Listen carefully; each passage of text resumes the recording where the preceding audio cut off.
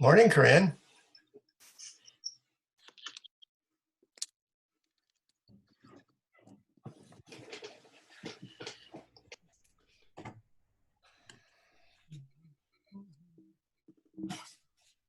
Hi, Steve. Oh. Morning, Cheryl. Morning. I didn't think I was going to be able to join you today. I had another meeting, but I had this one down for 10 o'clock and it's at 11. So Yeah, it's actually 11 to 12:30 is what we have there scheduled. you go. I wrote it down wrong.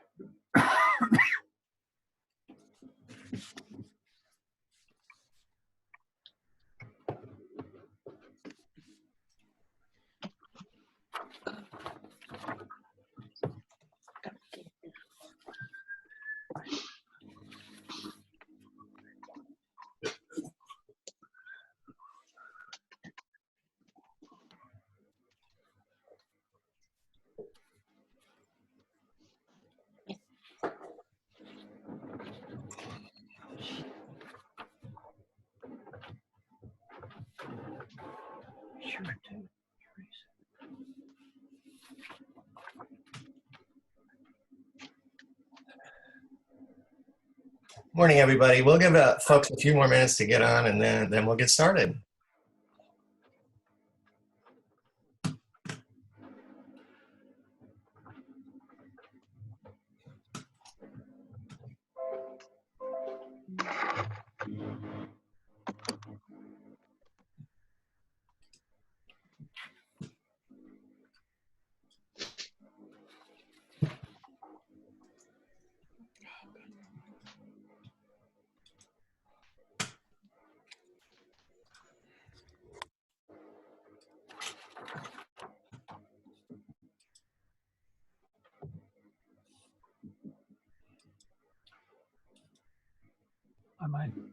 I might say to the Iowa people that they should have just received an email from Cornelia Flora with the 3 readiness attachments.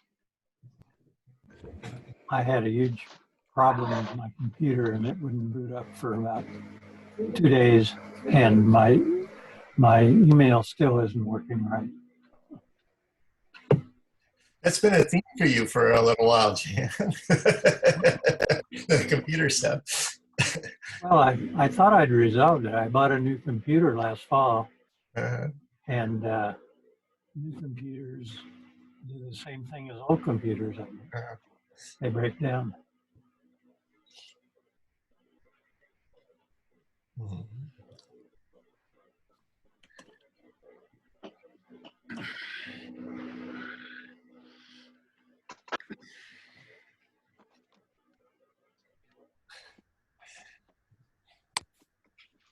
There he is. Good morning. Morning, Ruben. I Just saw your email, Steve. It says Good morning. I was wondering what that was about. What's that? I just looked at your email. It said 12:30. I was wondering what that was about. 12:30. think that was our small meeting last. Or different Monday. meeting?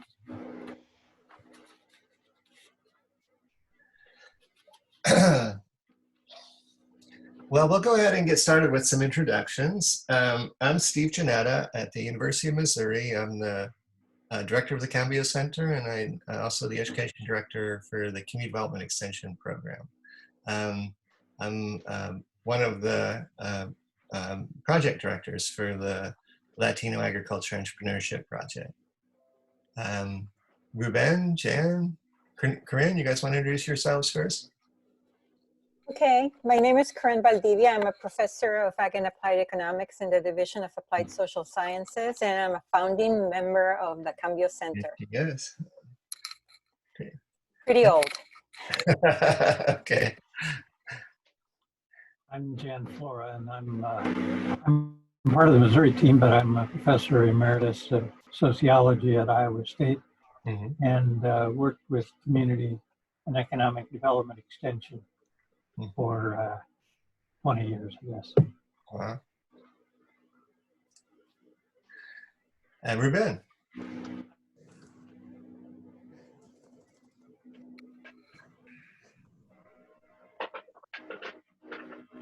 Did we lose Ruben? Yeah, Yeah. good morning, everyone. Ruben Martinez at MSU with the Julian Samara Research Institute and professor of sociology. Welcome. I hope you're enjoying it as much as we are.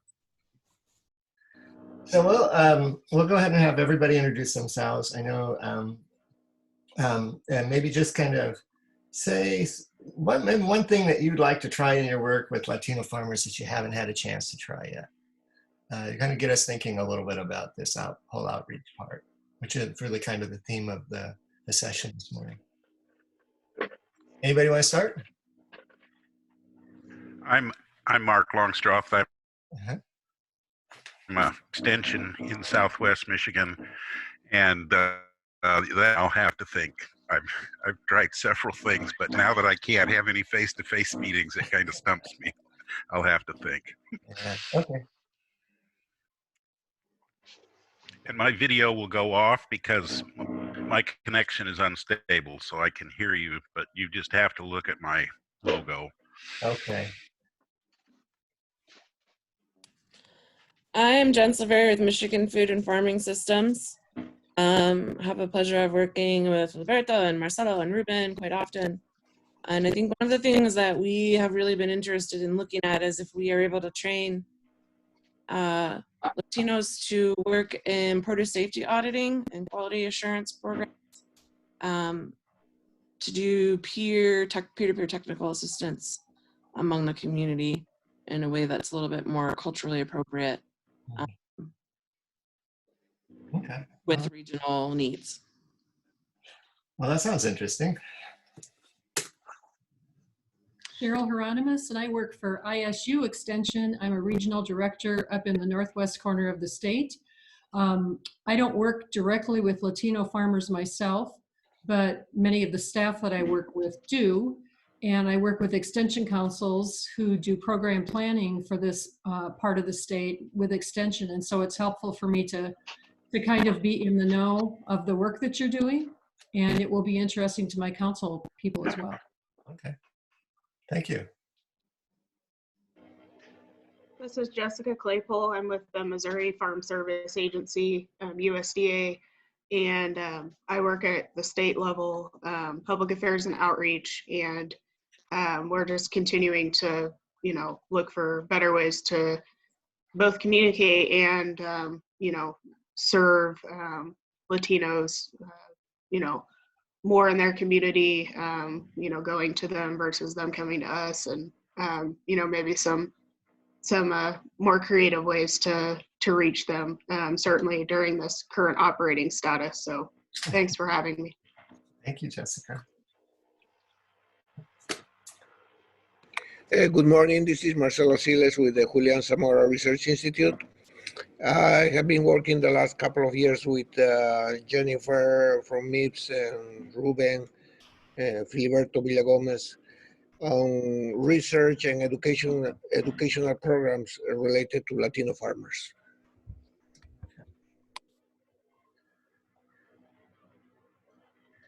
Chris Peterson, MSU, Emeritus Professor, Food, Agricultural Food and Resource Economics.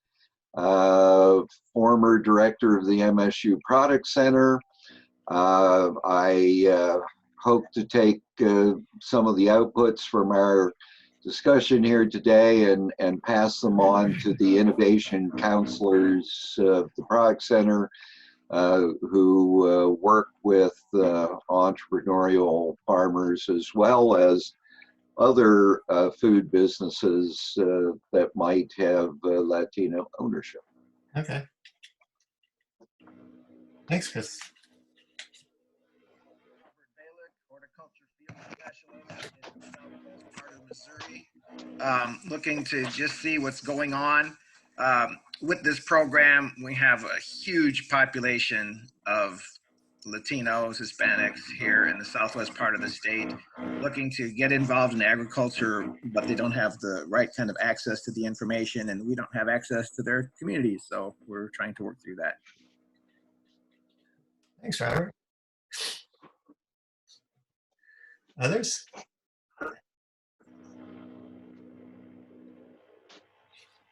I just wanted to ask Robert, I missed what institution you're working with.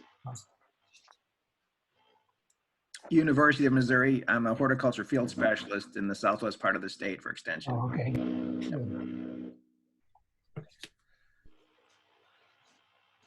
I can go next. Morning, everyone. My name is Felice Christie. I am with Practical Farmers of Iowa, working on our Beginning Farmers program.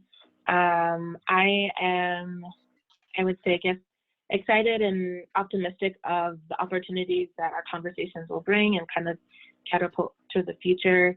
As a farmer member, farmer-led nonprofit, I'm really interested in kind of catapulting from the information from the study to kind of really establish like this farm worker to farmer pipeline through our programming efforts, and really catapult and elevate, you know, what PFI does in terms of building this farmer to farmer network and connection, and really connect trust and camaraderie and community among folks who are aspiring or beginning to farm. Yeah.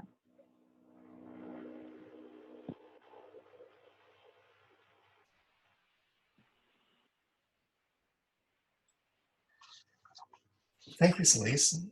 Is there anybody else?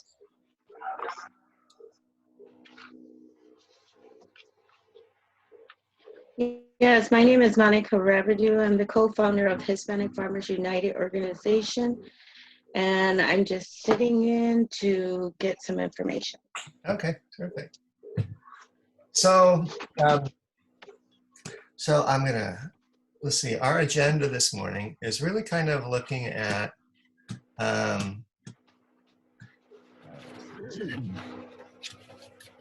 was going to put it up for you.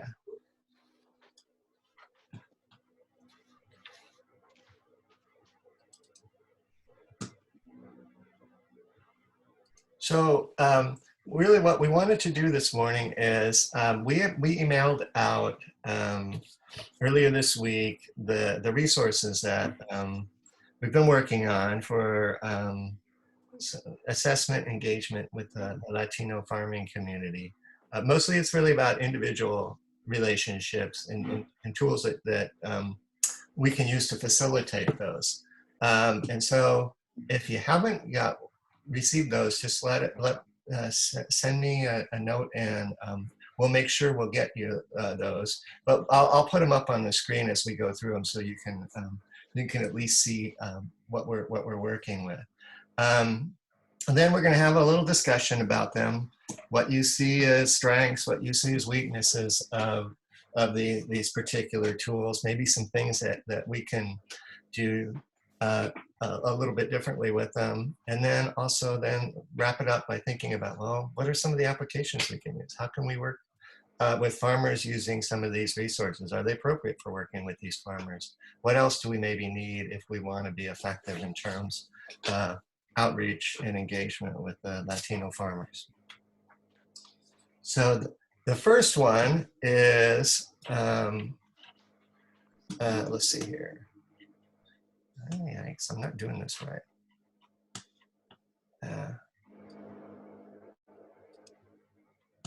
let's see.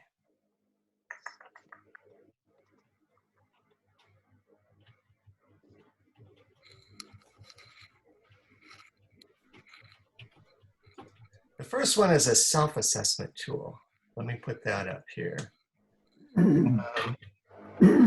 So one of the things we were learning as we were engaging with some of both the resource providers and the Latino farmers was, you know, we're tend to be sometimes on different pages in terms of how we connect to each other. And so one of the things that we were thinking about is a way to do it, to just kind of do a little reflecting before you connect to the farmers, and then spend a little time thinking about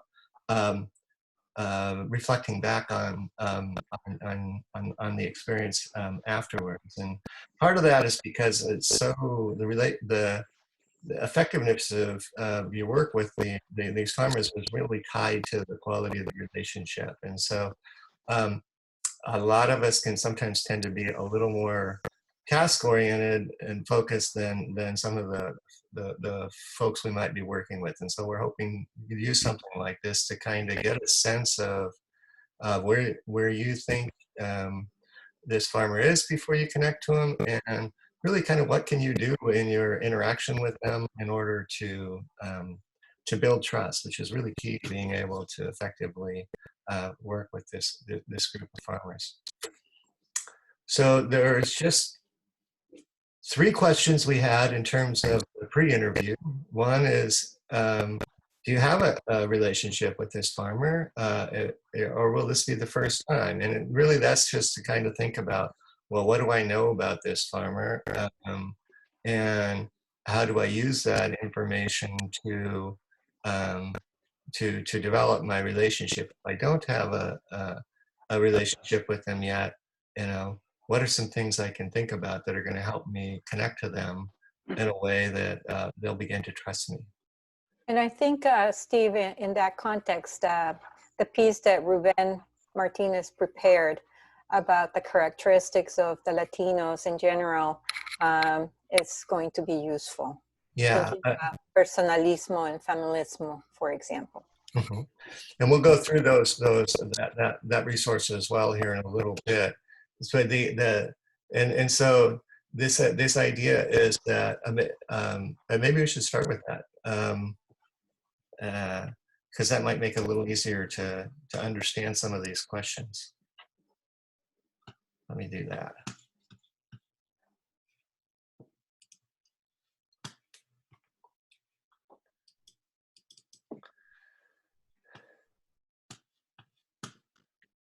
Is that showing up there now? Yeah, it's up there. So Ruben, do you want to walk people through this? Yeah, sure. Well, I think most people have probably read it and taken a look at it. The aim here is to, you know, it's difficult to know how much people know about Latinos generally, because they're as heterogeneous as the people we're discussing. You know, the service providers are just as different from one another as the farmers that we're talking about. So I'm sure people have read this, but I just want to know, I guess, get some feedback and get a sense from you folks that did read it, whether it's helpful, whether something else ought to be included, and also doing so without lengthening it, because, you know, we don't want to overwhelm people with paperwork, but we do want to provide something that's short, brief, concise, and able to make some kind of positive contribution to whatever they're trying to do with the specific farmer. So I mean, it's pretty self-evident, and I guess we can just talk about it when the discussion opens, unless people have questions at this time.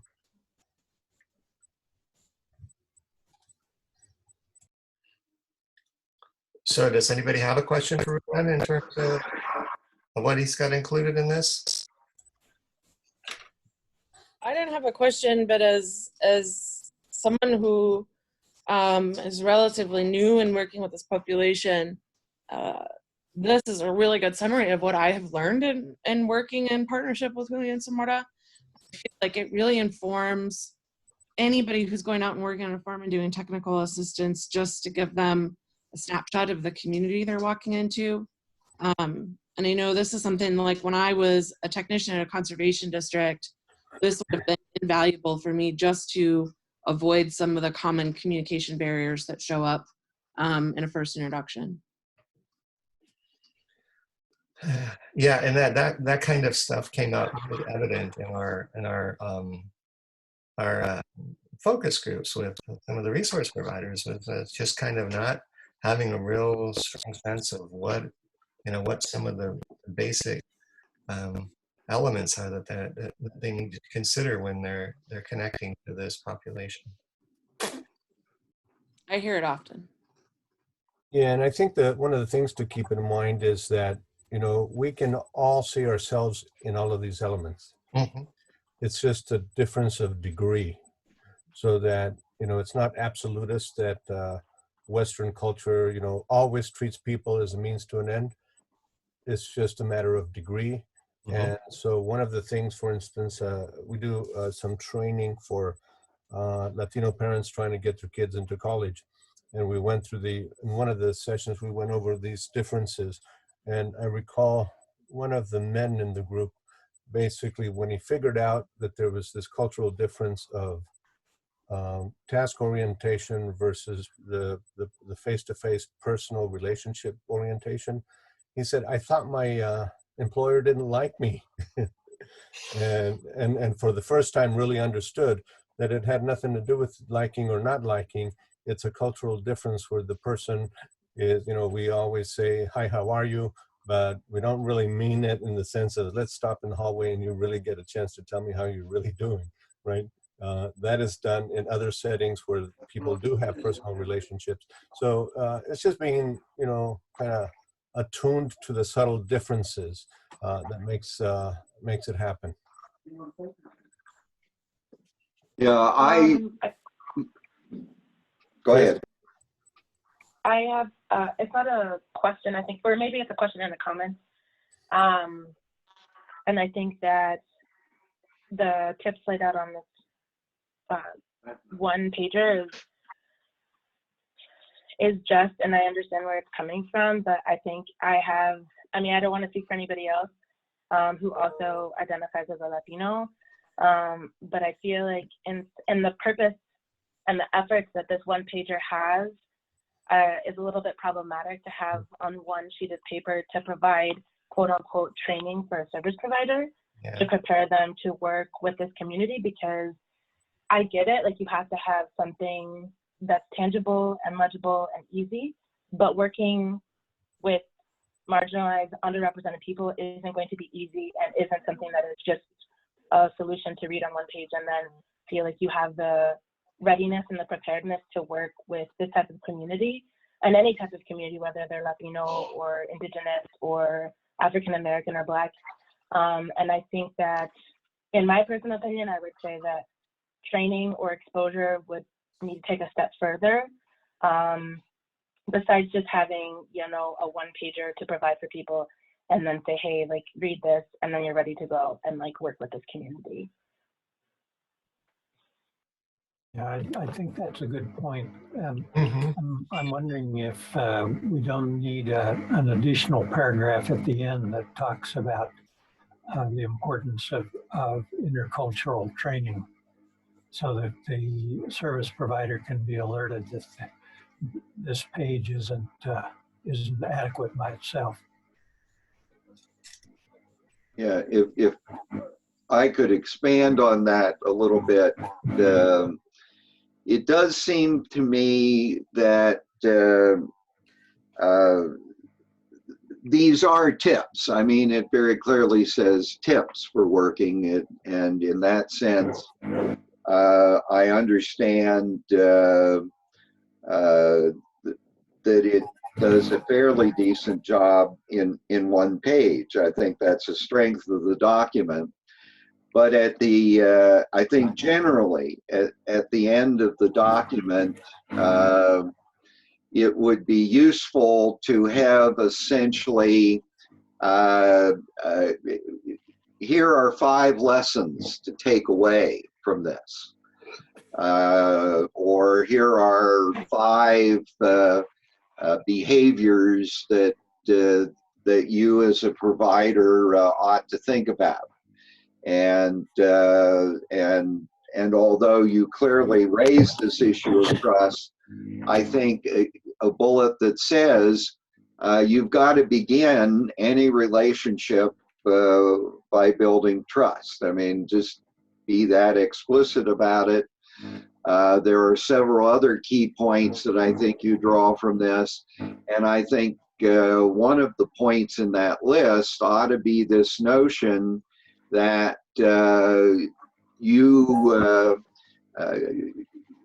and again, I'm sort of going off the top of my head, but this notion of there are opportunities to get fuller training, and have that be one of these action recommendations, so that again, someone can read this, but then here are some really down-to-earth things you ought to do,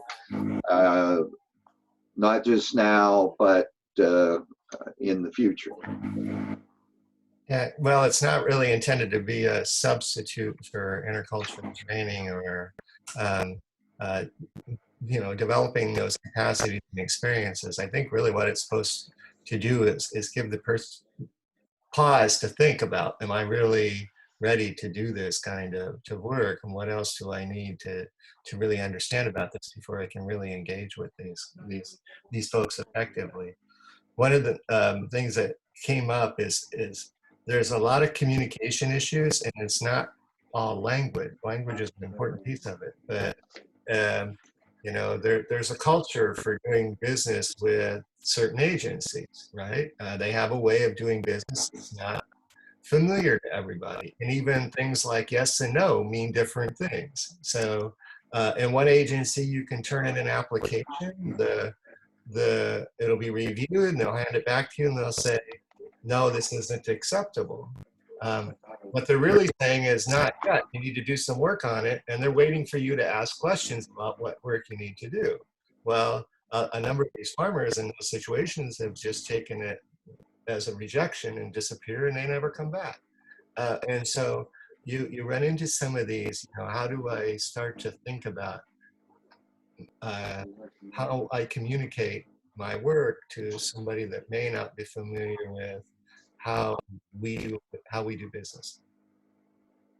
I just quick comment. I would just say then that narrative needs to be explicit in this one pager, emphasizing that this is tips, and then having some type of italicize or asterize or with the asterisk, indicating further training, or this is just very preliminary, and et cetera, et cetera. So yeah.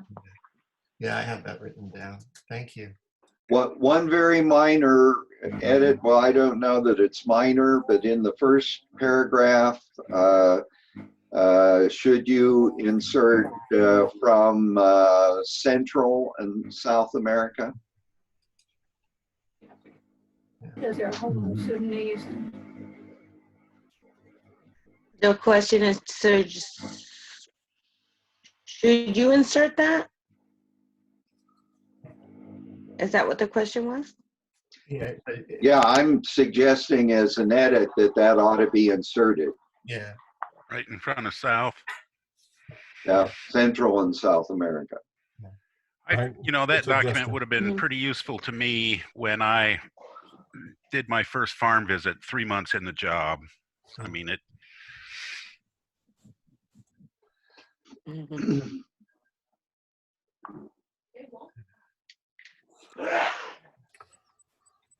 Well, everyone just kind of needs to take a look at it in terms of an orienting document. It's not a training document. So it's just like like in research, and you have an orienting question, and then everybody knows there's the rest of the research with the details of it, right? So some of the assumptions are that I don't think any of these service providers are going to read this and say, okay, now I'm trained. We're making a lot of assumptions here, like they are walking into a situation that they might find hard to navigate due to difference and so on. And so they have to be adapting as they go along. When I talked to the team earlier, I described it as a living document in the sense that people need to modify it in accordance with their own experience. So Mark, it would have helped him a lot when he started. Now, after 30 some years, he's at a completely different place and can see how some of this might have been helpful to him back then. But we appreciate the input, and we will certainly modify the document as we go along. Yeah, I think the suggestions are very good in terms of the takeaways or what you need if you have no familiarity with working with Latinos and their diversity. And the other word that was mentioned is trust. Mm-hmm. And the only way that people will really accept or learn or adopt new knowledge is by really trusting and understanding the source and where it's coming from. So that issue of building trust is important. And that happens in any type of setting. When I was working with farmers in Missouri, in doing person-to-person interviews, I had to build a relationship, and it was about they knowing who I was, so they were free to ask me all the questions so that I could then ask questions of them. And for them, I was a foreigner, even though I was conceived in Missouri. But so we need to understand that it's about really creating that sense of trust. And the layer that's different here is that nobody necessarily comes from the same history and background. And so this is, the idea is to make that, I think that this tips, just a reminder that there is more to learn in order to be effective in the work that they have to do. Yeah, and somehow I think we need to get folks to think a little bit about the expert model framework, something that Stephen was sort of alluding to, because these agencies do have their ways of communicating. But I recall an event in South Texas when I took some graduate students to visit a Latino farm. One of the things that I asked the producer was if he had any relations with the USDA agencies or worked with them and so on. And he quickly responded saying no. He says, they usually have one foot still in the truck and they're already telling me what I had to do with my land. And I think that sort of captures that model that is talking about. Of course, not everybody's that way, but I think that's just to kind of highlight the difference in culture. I believe that we need to include some other characteristics of Latino farmers. For example, they are risk averse. They are more risk averse than the other farmers. They try to avoid risk. That's why they don't look for loans or to work with financial institutions. Another characteristics that I saw, that I could observe, is that their planning horizon is very short term. Perhaps a week or 2 weeks or a month, very short term, completely different than other farmers that have a long-term planning. Most of them, they don't have a business plan or something like that. So their planning is very short term. I agree that they lack trust among themselves, with the providers, with extension agents, etc., etc. They lack trust. Another characteristic is that they don't like to work under uncertainty. They try to avoid uncertainty as much as possible, and that's related to their short-term planning horizon. Perhaps there are some others that someone can add, but one more, their working relationships is very vertical. The father, the top, and then goes down to other family members. I agree with personalism and familism, but I think we should include these other characteristics.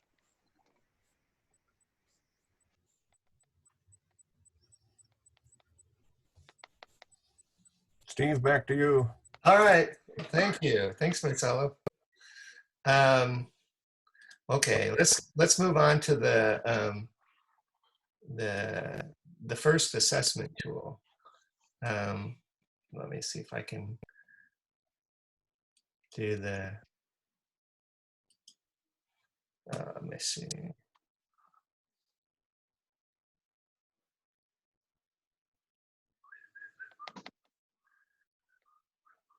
Is that the right one?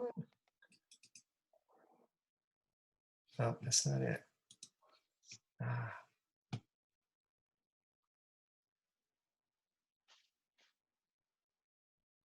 There we go.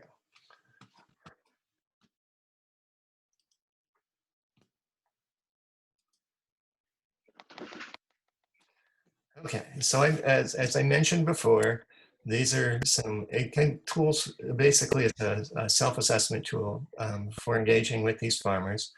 And so it's just to help folks start to think a little bit about, you know, what you know about the farmer, how you, and what you can do to begin to build trust with this farmer or to reinforce it if you've already done some of that work. It can be helpful sometimes, particularly if you're working in a culture that you're not as familiar with, to be a little more purposeful in terms of how we interact than we might in you know, in our everyday interactions with folks, where we're more culturally comfortable. And so these three questions were really kind of just to help us think through the relationship with this particular farmer we're planning to visit with. One is exploring, you know, your previous contact with it, or if it's an initial contact, what are some things that you really need to be paying attention to? How do you build trust with this farmer? If it's somebody you know, you'll want to tap into that existing knowledge to reinforce some of those things you know are important to that particular farmer.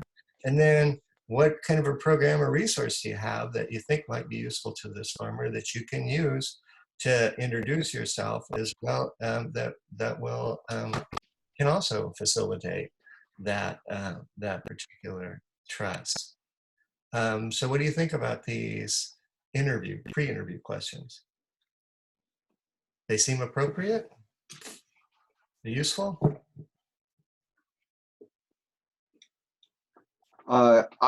Yes, I think they are. 1A is as written, could simply, I either write down I've had previous contact or I haven't. Yeah. And I think even in your description of 1A, you implied something more expansive in what you would like to see someone do with 1A. So I think the other two questions are, what can you do, or what programs do you have? The first question needs to be something about what is your relationship with this farmer, so that it's more open-ended than just, well, I had some contact or I haven't had some contact.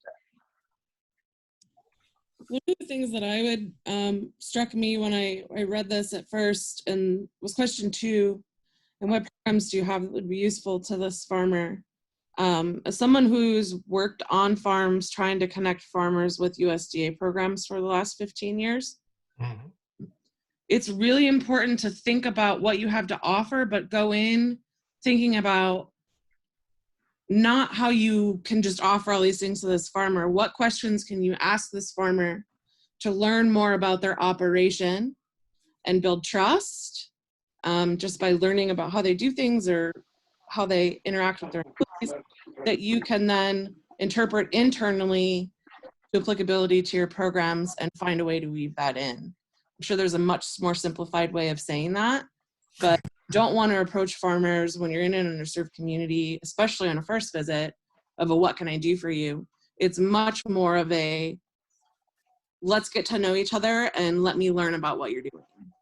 Yeah, I think the intent here is really to think about how you answer the first two questions and what are some things you think might be useful to them as a way to begin to build trust. So I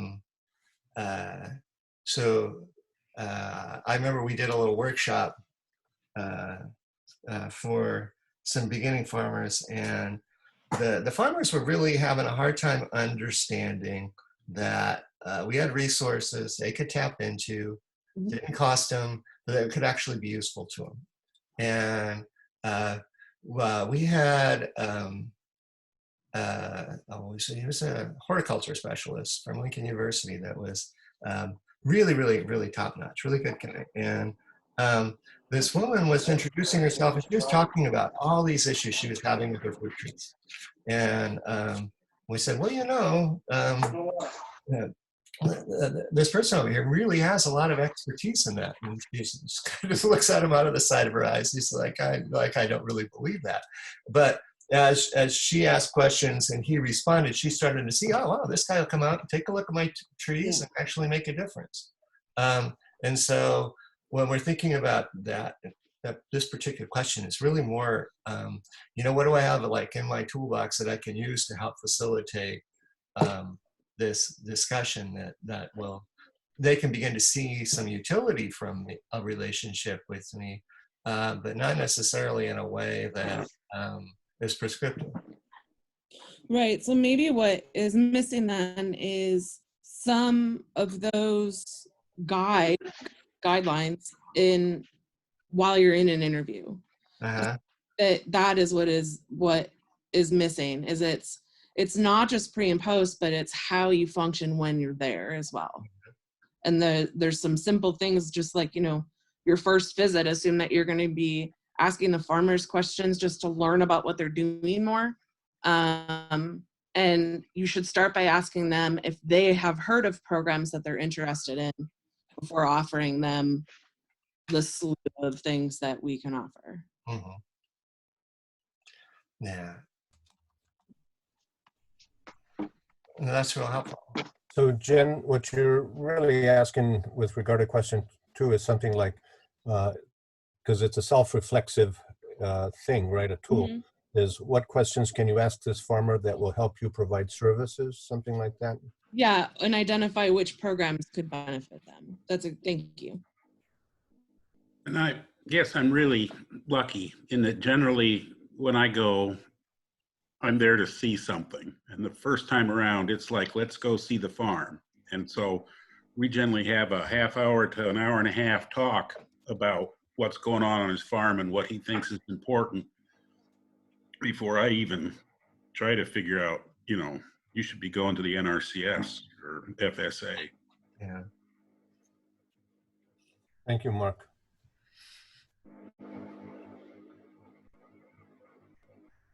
I just have a quick comment. I'm on the term farmer, just speaking from an Iowa perspective where we might not have folks who are quote unquote farming, like they're just aspiring to farm. So kind of like a little bit of piggybacking off of what Jen was saying, like in these conversations and questions to think about is just like, if someone isn't farming yet or somebody's a farm worker, what are they interested in? What are some of the experiences that they have had to catapult that into what they want to do?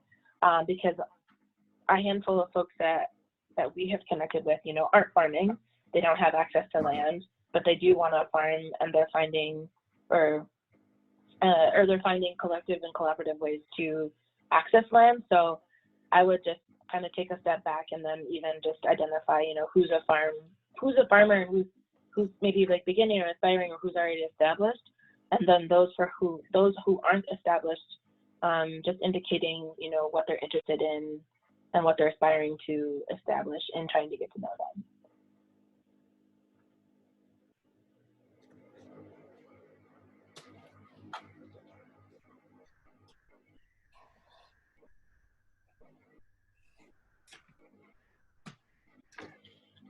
Thank you. That's all really helpful. Very helpful.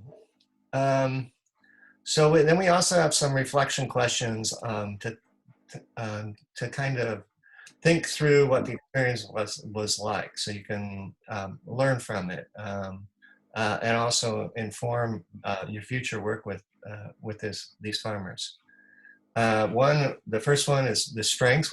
What strengths do you see in this farmer? Are they, you know, are they good at the actual farming, and what what are the things that they do quite well?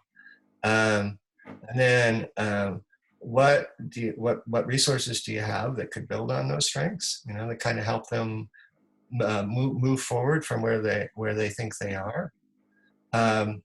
What do you think they might be interested in?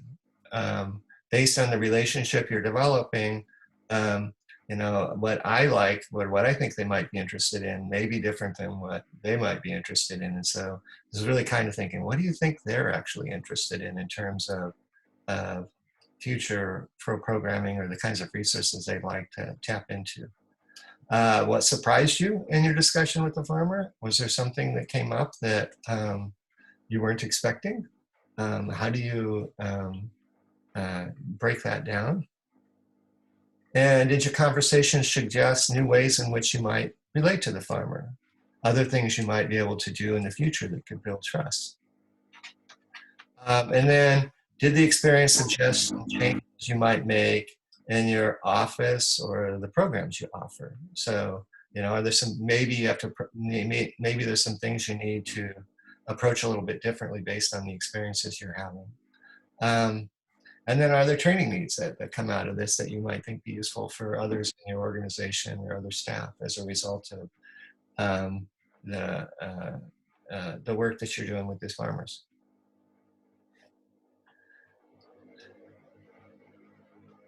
So what do you think about the reflection questions? Has there been any discussions about providing guidance to how to, if you're keeping these logs on people, this is obviously a lot of personal sensitive information that you want to protect. So I feel, especially having done voluntary regulatory compliance for 15 years with farms, I've always been overly cautious about how I save information to make sure that it doesn't get shared or seen. But this is something that, like, if a farmer got a hold of this, depending on their relationship with that information, that could hugely affect trust with them and organizations. So it just is something that I don't know if there's been discussions of, but if not, there should be a recommendation for anybody using this to be conscious of protecting confidentiality of their clients. Okay. Yeah, this is really intended for as a self-reflection exercise, not necessarily as something that you should be sharing with anybody. It's really more of a way of thinking through the experience you just had and capturing for yourself some of the things that you've learned from it, and things you might want to use as you're going forward, as well as some impacts it might have on your organization and the way you're doing business with this particular community. I understand that. So to simplify, I would say, like, you need to type, if you're keeping these records at work, don't store them in public files. Okay. That is where it becomes an issue. Okay. This is Jan. I was thinking that maybe at the end there should be a note that says something to the effect that this information is quite personal and should be shared only on as a need-to-know basis, because it would, it could be useful to share it with other people within your organization, as long as you're careful about how broadly it's shared.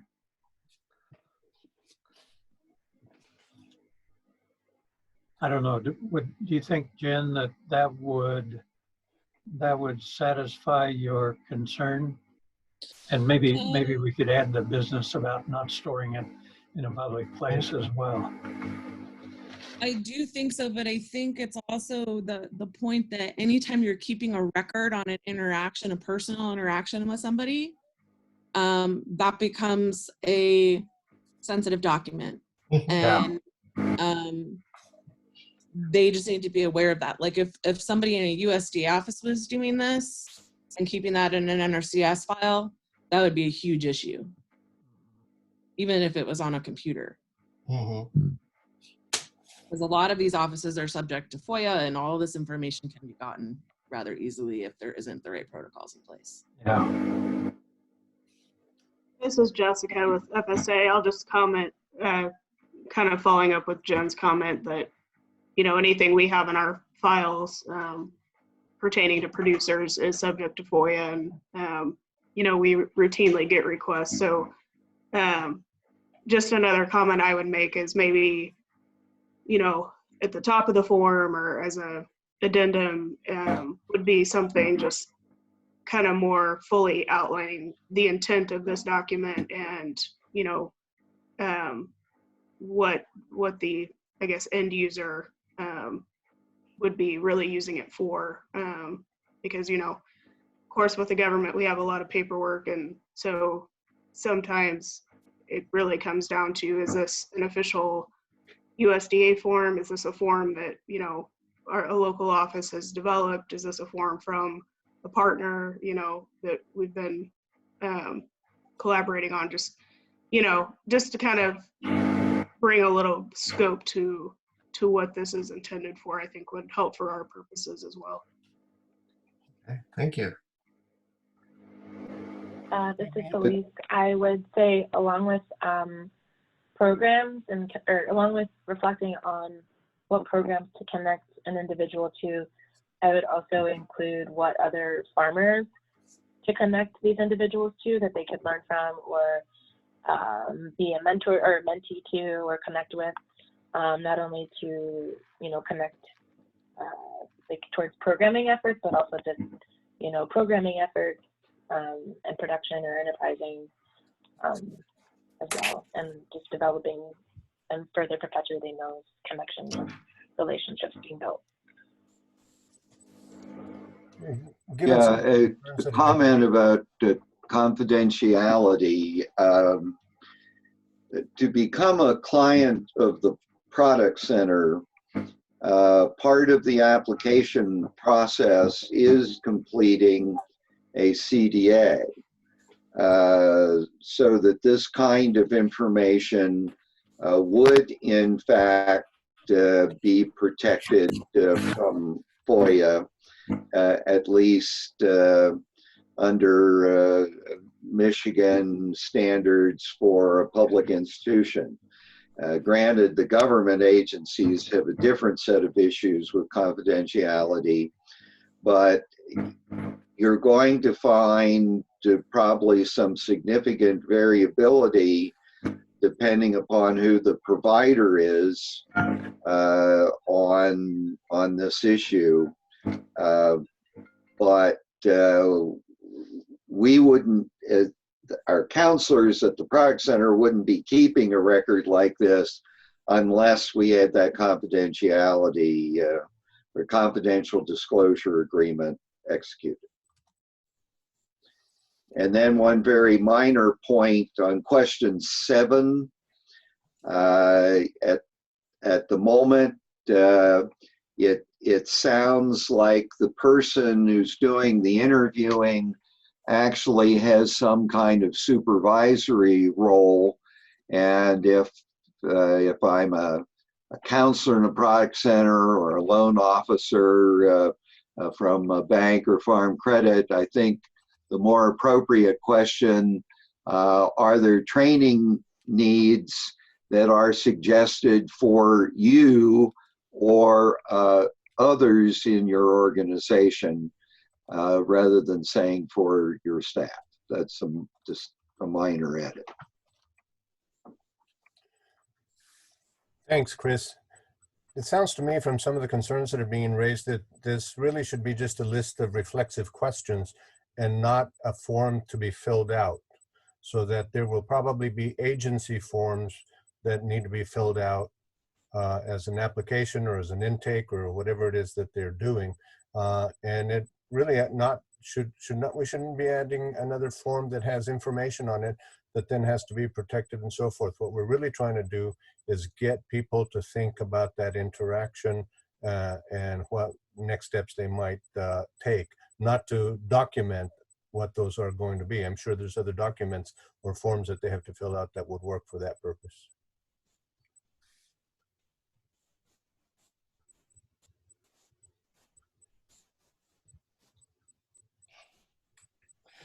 Ruben, I think there might be some variability around that though too, because it really depends, I think, on the needs of the agency. So maybe we have, like Jessica was suggesting, something up front that kind of explains, you know, the confidentiality concerns, but also suggests how you might use this depending on your own needs, but also the constraints of your organization.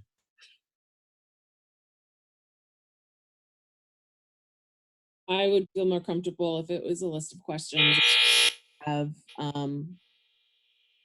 fill in the blank lines. I think that would alleviate some unease. Mm-hmm.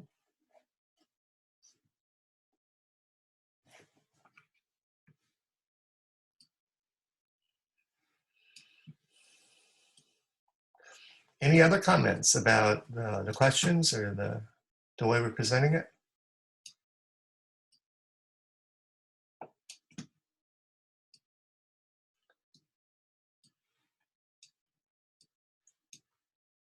Okay, we'll go to the last one.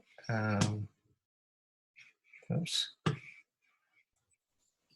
Which is the actual instrument. Yeah, right.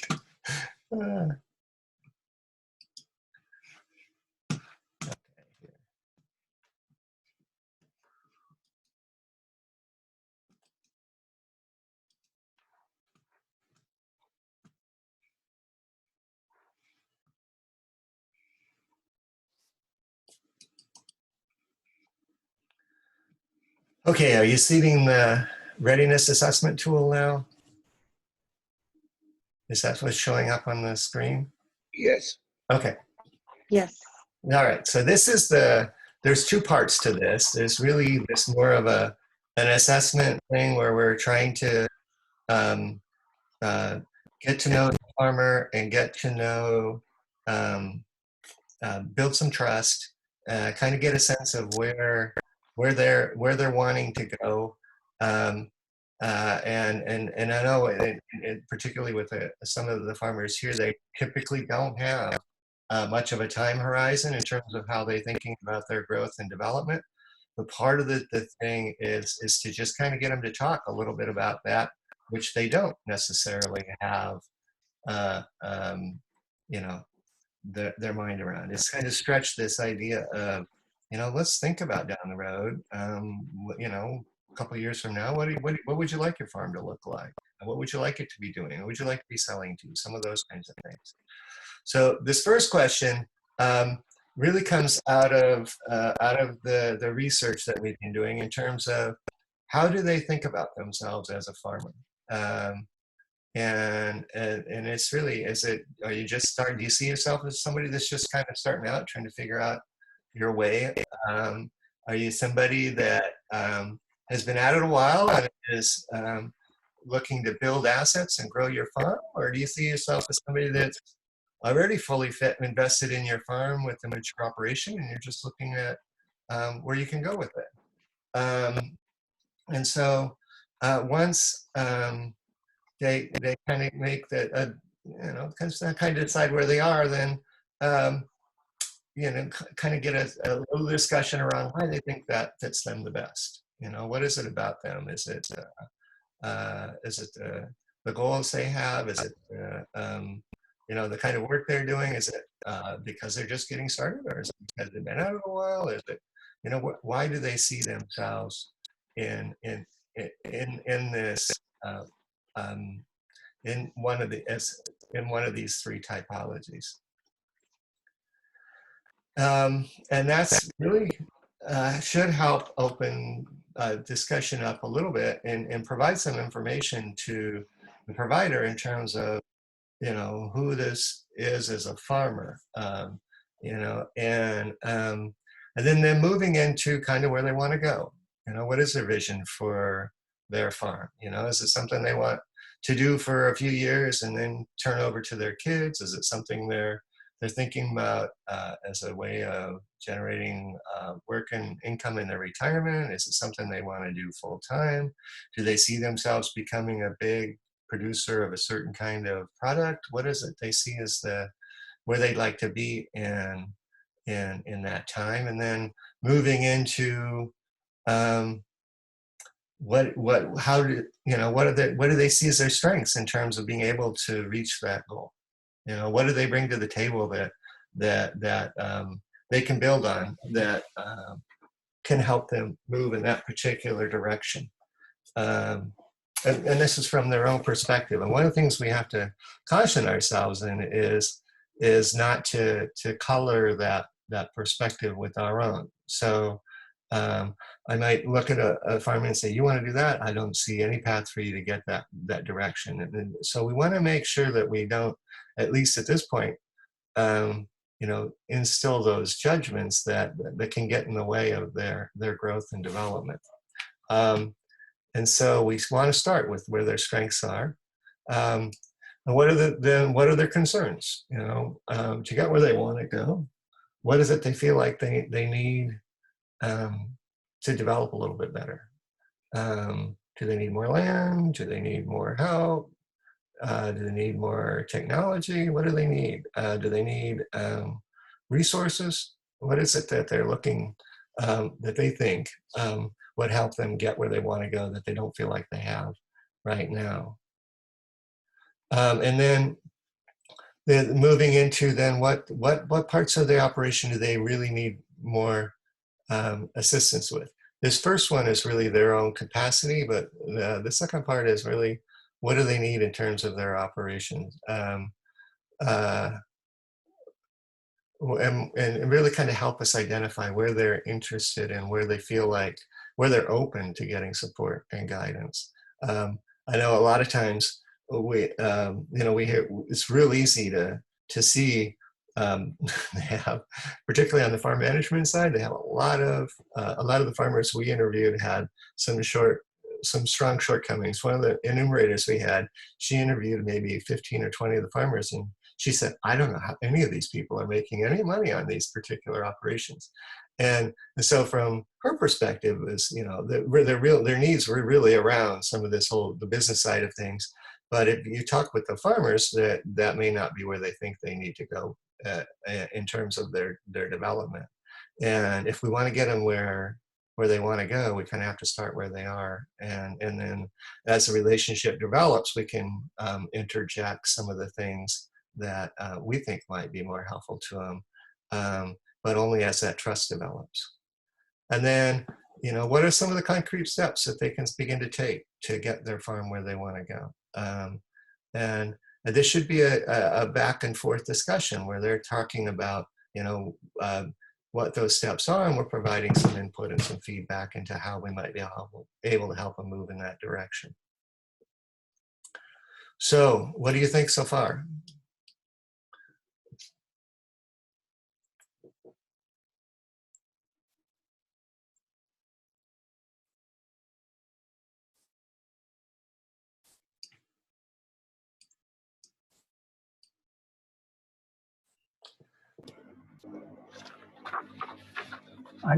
This is Jan. I just had one comment based on what Marcelo said.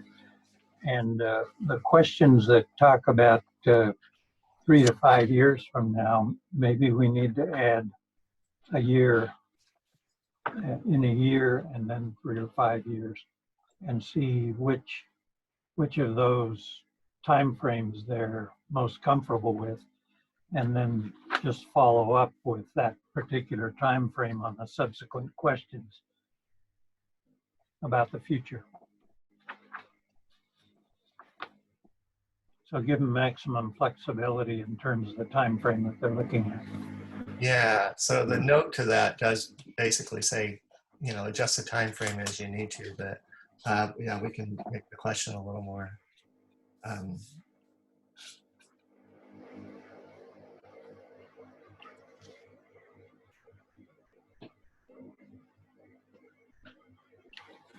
I very much like the open-ended nature of the questions, because you really want to have a good conversation about these issues. I also like the guidance that is provided in the parenthetic comments to the interviewer. And I also think it's quite a thorough set of questions. So I like this part of the assessment very much.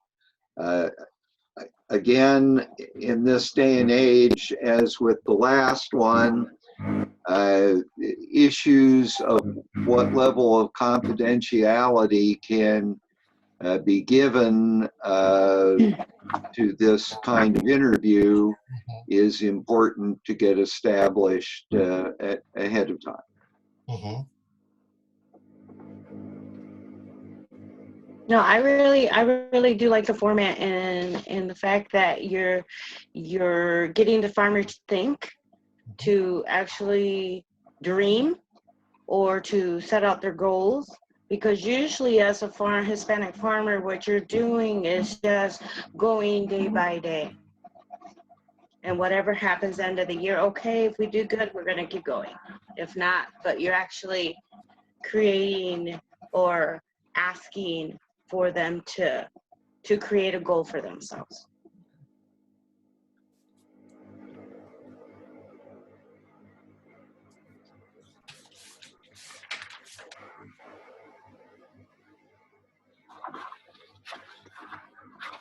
I'm going to apologize for my internet cutting out, and I missed a lot of the discussion on the first document. But again, I apologize for my internet going out and missed the discussion on the first document.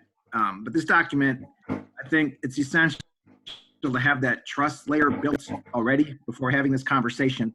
So at what point would it be recommended to have this conversation with the grower? And how would you know if the conversation is as effective as it should be? And, you know, I myself am a very task-oriented person. And if we're looking for getting, you know, does this document lead us to making a list of tasks for this person to reach those goals? Or how exactly are these answers useful in getting to the next step? Does that make sense? Those questions? Yeah. Okay. So who wants to take that? Anybody in particular? You want me to do it? So the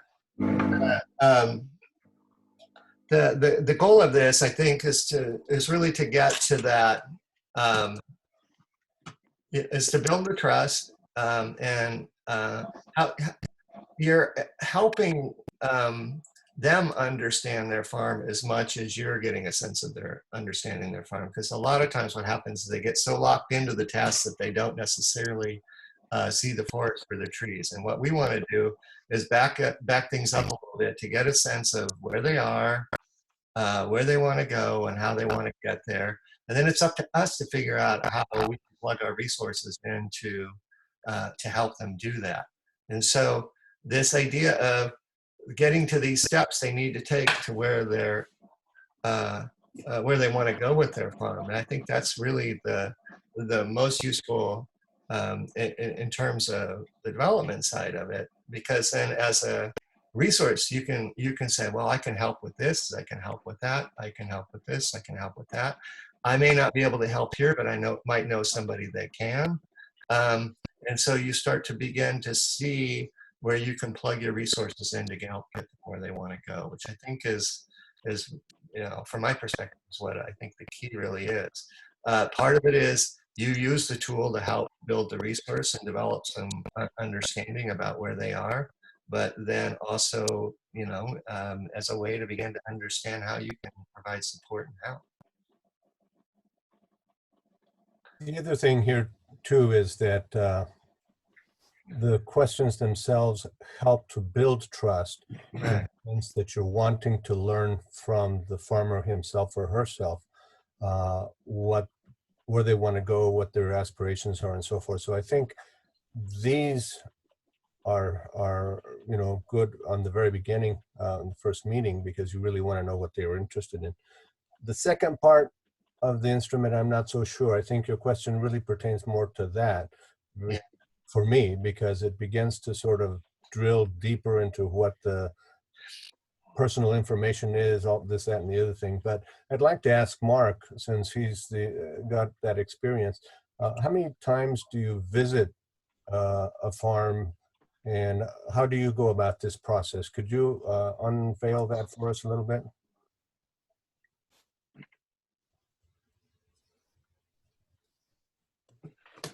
Typically, I'll visit a farm one initial time and walk through.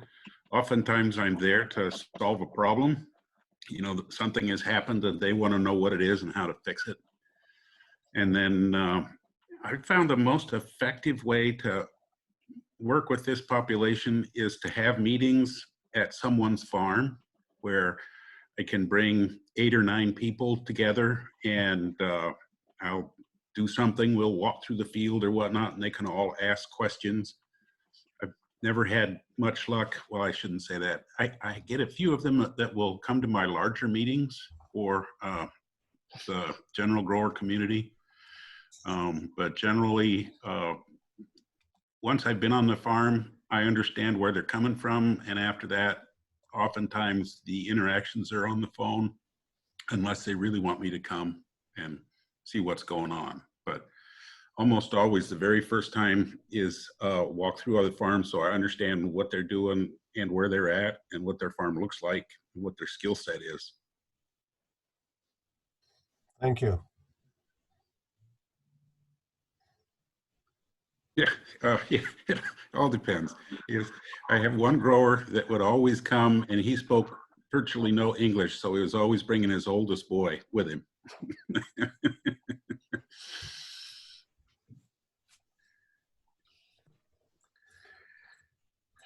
Other comments or questions on this part of the interview? I think this reminds me of what we do in developing countries when we're working with farmers, also developing a community of practice. And so when you were speaking, Mark, it just reminded me of that, by being able to connect some of the farmers together in one space. The challenge that we've seen in Missouri is that for many farmers or people that are getting into ag, they have full-time jobs. So figuring out also the times that are good for that to happen sometimes is a challenge. Yeah, but it's Saturday morning. Yeah. Saturday morning meetings. Yeah. It's very important in the sense that you start to develop networks, facilitate those interactions and networks with other people. And one other frustrating thing is I find that they often break into cliques. And so one clique doesn't like another clique. So I have to do separate meetings for separate groups.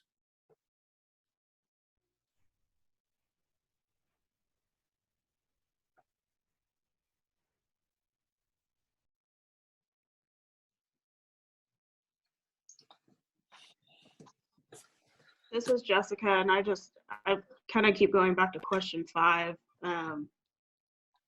when we're asking about, what parts of their operation do they feel they need the most assistance with. And I like the question a lot because I think, a discussion that would come out of that question would be probably pretty enlightening to,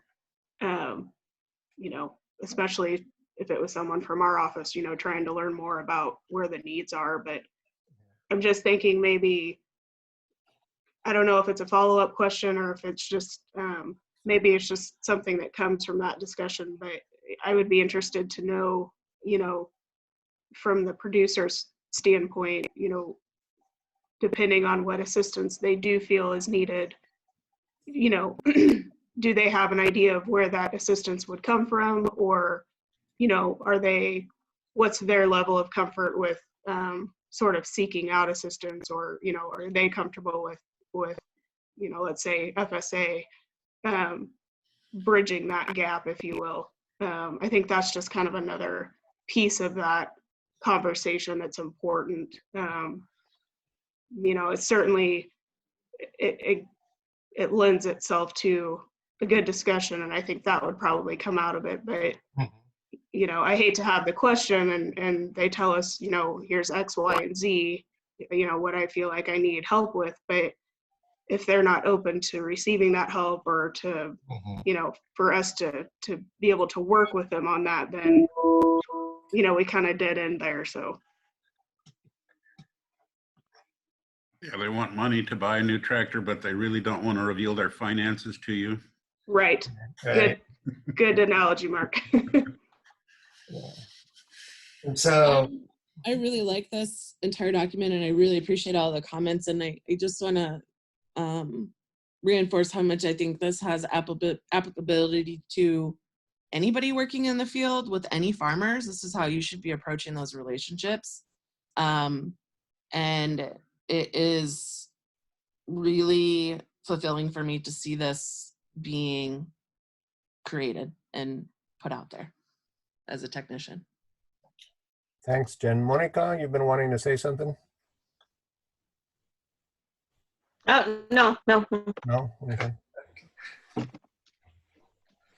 So we'll move into that second part, because this is really more, this is taken from a lot of the things that we had in our household survey, but it's really to help, kind of think through where they might be in that particular typology we had. And it can also be information that could be useful to the provider, but also to the farmer in terms of helping facilitate decision making. Some of these questions are really difficult to get the farmers to answer. So it really does, it's not something you're going to be able to do probably on a first visit. We know from our own data set that there were a lot of these questions that we just couldn't get answered very well because they didn't know us very well, and didn't really want to provide some of that, particularly some of the financial stuff. Some things they like to talk about, but some things that they didn't. The idea is to use something like this to get a sense of what some of those variables are that can really help them understand their operation, or help you get a better sense of their operation too. It might be that it's down the road before you're ever able to get this kind of information from folks, but it is, it's kind of a framework for thinking about some of that. But what we really want to see them do is like, when you get down into number 12, it's just really getting more granular about the kinds of goals they have, right? Do they want to expand their production? What does that look like? They want to build assets for their future. What kind of assets are they thinking about? Diversifying production, what is their goal for that? If they want to expand acreage, are they thinking about growing, some of those kinds of things. And so then we are, at the end, we're kind of running some characteristics of their farm, of them as a farmer, their assets and income, and then their training. And this really kind of comes back to, what do they think they need to know? What do they think they need to learn? We initially had a list of different kinds of things, but what we thought might make more sense is to just have a list of training things that are available, and to give them some options to think about, but really let it be up to them as they start to scope out some of those training needs. Part of the challenge that at least we've seen in the beginning farmer project we had is they have a lot of training needs, but they're not necessarily there's a lot of different training kinds of programs, and I think Mark touched on it too, that they're just not going to participate in because of the way they're offered, how they're reaching them, but they respond a lot better to on-farm stuff than they do classroom settings, so part of that is, when you get a sense of what it is they're trying to learn, then as a provider, we can think through, well, how do we best get them that information in a way that they can use it and develop from it. I know we did some things where we were combining on-farm stuff with some classroom kinds of things. So we might start out with a visit to one of the farmers, kind of taking a look at what their operation is, and then doing a workshop in their barn or someplace there on the farm where they tend to connect a little bit better. So there's a lot of different ways to approach that. So what are your initial impressions of this particular part of the profile, or the profile?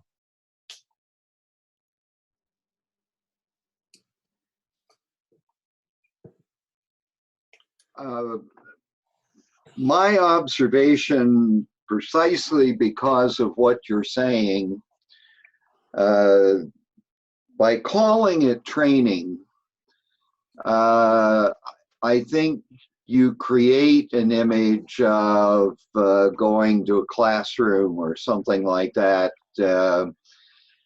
When we started to build the product center, we thought we were going to have a lot of programs to train entrepreneurs. And what we discovered is entrepreneurs don't want to be trained. They want help when they want it on the topic they want it for. And I almost feel then that it's more about creating, rather than asking about specific training needs, in what areas would you want more knowledge or assistance? Okay. And then you can decide how that might get delivered. I do tend to like a checklist with this, so that, for example, there could be the topic of production, and then there could be some subcategories under production. Marketing and some subcategories under that, business management and planning, and financial management and planning, and so that you get the topic that they'd like more knowledge about or they'd like more assistance with, and then you can begin to figure out, so how do I deliver it?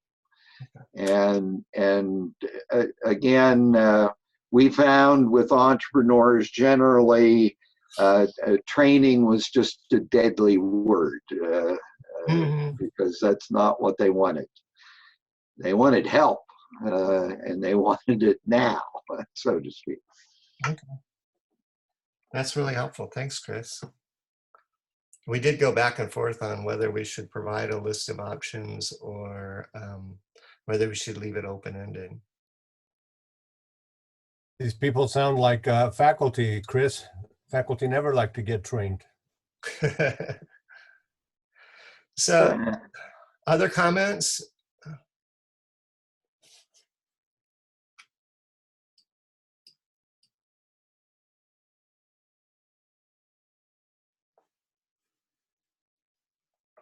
Is the length about right, or is it too long? Mm. I don't think it's too long. I think if you have it longer, you risk over noting that what you need to note. Yeah. It's like our initial instrument was how many pages long? It was a long one. So one of the things probably in thinking about the instrument, does it have enough questions that the people that are using it can choose some of those questions that are appropriate for their own practice? For example, because when I saw it, I was like going, boy, that's a lot of questions. But then I was trying to figure out, yes, it's a lot of questions, but not all the questions may be useful or interesting to the type of practice that somebody has that is meeting with the Latino farmers. So, and so one of the things that I don't see there is things related to environment, for example. I just noticed.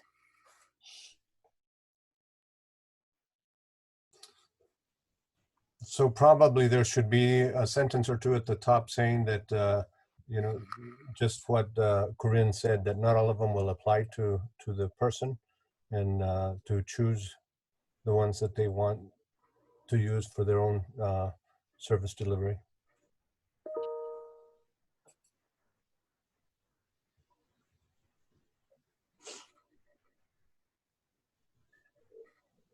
Mark, would you use something like this? Parts of it. I'm just sitting there going like, well, I don't even ask half those questions. How many hours a week do your family members work on the farm? That's so variable depending on what week it is. If I ask a white grower that, he wouldn't be able to give me an answer. You know, I ask him how many hours a week. I mean, how many hours a year do they work on the farm? And they just stare at me, you know, until I give them a ballpark number and say, well, 40 hours a week is 2,500. Oh, double that, you know, so. And yeah, even at the it was end, also difficult for the people that were answering our questionnaire to answer those questions. So what that question did for us, though, was it helped us get a sense of their investment in their farming, because we weren't necessarily getting the financial information we wanted, but we knew that it was important to them. And so just by asking them how much they work on a farm, how much their family works on their farm, helps get a better sense of what their level of investment is in their farming operation. yeah, but would the answer help Mark? Would it help you to know that actually I do work on my farm, but after 6 p.m.? Oh yeah, well, yes, that helps. That, you know, if, you know, how, I assume the wife is involved, you know, in this Sometimes, population. yes. I assume that the wife is involved. So we would appreciate it if each of you would go through that and say, you know, this question probably is not that helpful from a provider's point of view. Well, okay.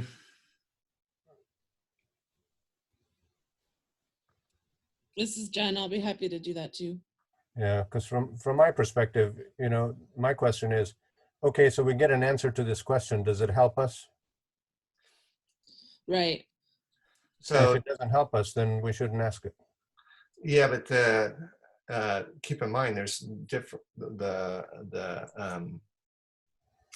the types of providers out there are a pretty wide array, and so we want to include those that some might use and others may not. And so I think we want it to be, you know, something that can be just a couple pages long, but at the same time, we also want the questions there that folks can use. So we might have some, you know, somebody in the financial sector may not ask a lot of the production questions. They might ask quite a few of them.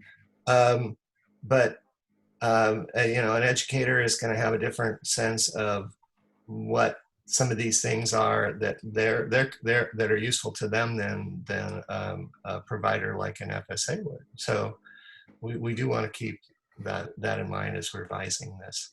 So it's not about really reducing the questions, but understanding which questions work for each one of you from the different agencies or the different roles that you play in understanding that would help us also provide more guidelines or more information about how they see that instrument. Yeah, so it's about getting the best picture of the farmer that can help you with your work. All right. Well, back at the top there, where you ask, what type of crops they grow, and then you give 9 different options there. I deal with people that have blueberries, and then grow vegetables on the side. And so, or you in Missouri or some other place, you may have somebody that does corn and soybeans. So I don't really think you need to ask that many things. Do they grow commodity crops, vegetables? Lower down, you ask how they market their fruit. I think that'd go right over most of their heads. How do you sell your fruit? Where do you sell it? I have a pretty simple view of most of the people that I work with that are just getting started have a pretty simple view of farming. They just want to grow something and want somebody to buy it, and don't have a vision of how they're going to promote it or find a place to sell it. I think that Mark hit on something that's really important to keep in mind too with technicians is there's a lot of different personalities and how technicians will use the tool. Some of it will use it in conversation form to get this information. So they're going to kind of automatically translate the language like Mark just did from how do you market to where do you sell. Some of them will literally sit and read the form questions to the farmer. And so you have to keep that in mind with the language or just, preface that somehow. Okay. Because if you sit and read this form to a farmer, you're not going to build much trust. Yeah. Right. Yeah. And the bottom line is, would you as a service provider use the profile part? I absolutely would have. Know what records I would have kept on it, but those questions, asking them and having them part of the conversation would have been something that really helps me approach the work and connecting them to resources.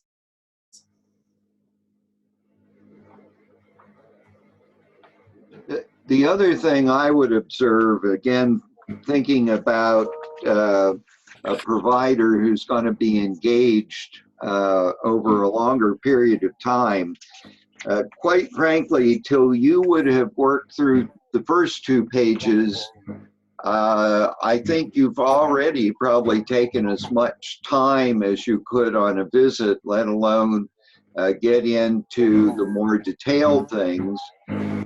I also believe that having worked through the first 2 pages, the farmer is far better prepared to actually look at those more detailed questions on pages 3 and 4.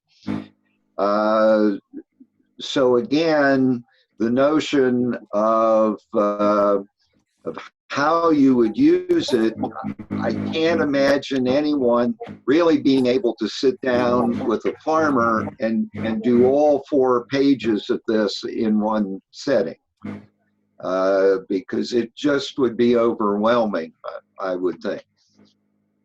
Yeah, I'd agree. Not something that you would do on an initial visit. No, I don't think that was envisioned that way, but it's a way to keep track of the different kinds of information that's useful to understand about this farmer and their farming operations. So I think, like has been brought up a couple times, the ability to create trust and get a working relationship is an important part, and that's really what we're trying to do in those first 2 pages. This other piece is really just a way to think about what might be helpful to know about this operation as I am trying to help them figure out where to go with their farming operation. And so some of it's really specific, some of it's still pretty general.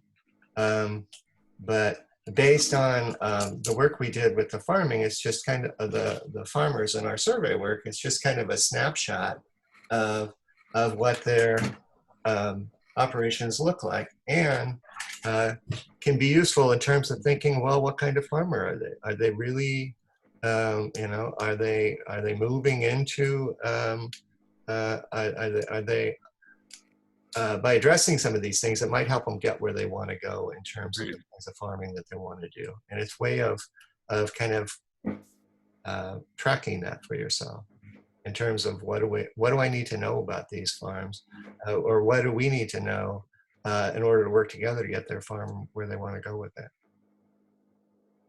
I want to thank everyone for all your input and contributions. I know that 3 sessions are a long time. Yeah, sure. And those of you who attended, whether one or all 3 of them, we really appreciate it. I think it really has helped us. And I don't know how useful it's been for any of you, but you know, we're the beneficiaries of your experience, your knowledge, and your input, and I really appreciate it. Yeah, we do. Yeah, definitely. And it helps us also remind ourselves as we develop these that these are dynamic processes, and it will take time, and may be mindful of that, as well as how these documents are presented as living documents will hopefully be also useful when connecting with Latino farmers. And we'd be happy to share our final products with you. Yeah. This is Jan, and I just wanted to also say that I really appreciate everybody putting in this time to move this forward. And I did want to say a little bit about the work with Practical Farmers of Iowa, and Celise can add to this. But we had a Zoom call after the second meeting. I can't remember if it was last Friday or this Monday. And we talked with Celise and with Victor, who was not on the call today, but was on the other 2 from Community and Economic Development Extension. And we had a really good discussion about how Practical Farmers of Iowa might build relationships with Latino farmers. And we talked about other institutions that they were already in contact or that would be useful to work with. So we're planning another Zoom meeting that would include those various institutions. And I don't know if you have anything to add to that, Celise, but this is an opportunity to really use these materials in the way that is useful for an organization that's just in the early stages of relating to Latino farmers. And maybe they won't use them at all. Or they might use just some of them. If it's of any help, I would really be interested in helping disseminate the final project. I think it would be really welcomed and appreciated through all of the networks that MIFS works with, as well as State of Michigan through the Produce Safety Risk Assessment technicians, as well as MEEP technicians for the state, who are just starting to build these relationships with these producers and are often coming to MIFS to help guide some of those relationships, and then we partner them with Alberto or our friends at JSRI. But I'm really excited to see this, and let us know how we can help get it out. Thanks, Jen. Thanks, Jen. Yeah, I want to commend the work of the project. I think taking a systematic approach to thinking through these kinds of tools is just terrific. So applause all around. Thank you, Chris. Thank you, Chris.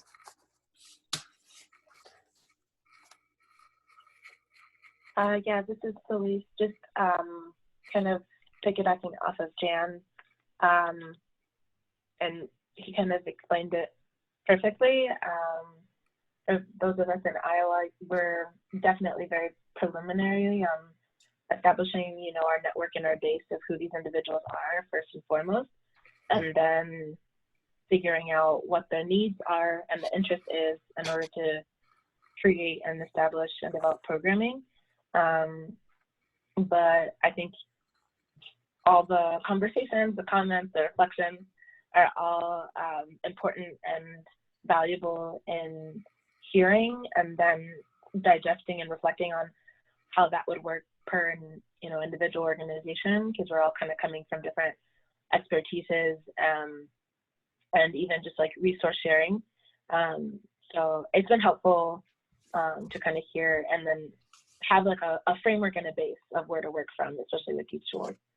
So yeah, I appreciate all the work that's gone into it and continuing to go into this. And I hope that these conversations continue to happen, and along with the progression of everyone's kind of state-specific project. Yeah. Thank you.